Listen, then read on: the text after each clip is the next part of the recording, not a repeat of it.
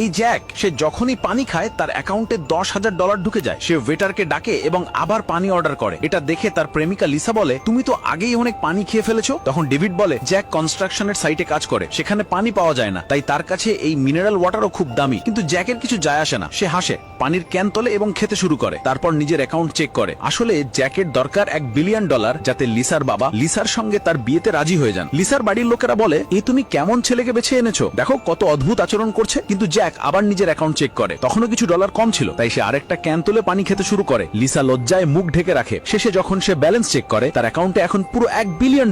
লিসার বাবা অবাক হয়ে বলেন, এই ছেলে তো বলেছিল গরিব, এখন দেখি কি অবস্থা। তখন জ্যাক বলে, এখন আমার অ্যাকাউন্ট ডেভিডের অ্যাকাউন্টের সঙ্গে তুলনা করে দেখুন। এই শুনে লিসার বাবা বলেন, ডেভিড দিনে যত আয় করে সেটা আমার 1 বছরের বেতনের সমান। যদি তোমার অ্যাকাউন্টে ডেভিডের চেয়েও বেশি টাকা থাকে তাহলে আমি যা বলবে তাই করব। জ্যাক বলে, তাহলে আমার অ্যাকাউন্টে ডেভিডের চেয়ে বেশি টাকা থাকলে আমার বিয়ে লিসার সঙ্গে দিয়ে দাও। লিসার মা বলে, ঠিক আছে, কিন্তু যদি তোমার অ্যাকাউন্টে কম টাকা থাকে তবে তোমাকে লিসার সঙ্গে ব্রেকআপ করতে হবে। জ্যাক হ্যাঁ বলে দেয়, কিন্তু লিসা ভয়ে জ্যাককে থামাতে চায়। জ্যাক বলে, আমার উপর বিশ্বাস রাখো। প্রথমে ডেভিড তার কার্ড দেয়, তার অ্যাকাউন্টে ছিল $25 মিলিয়ন।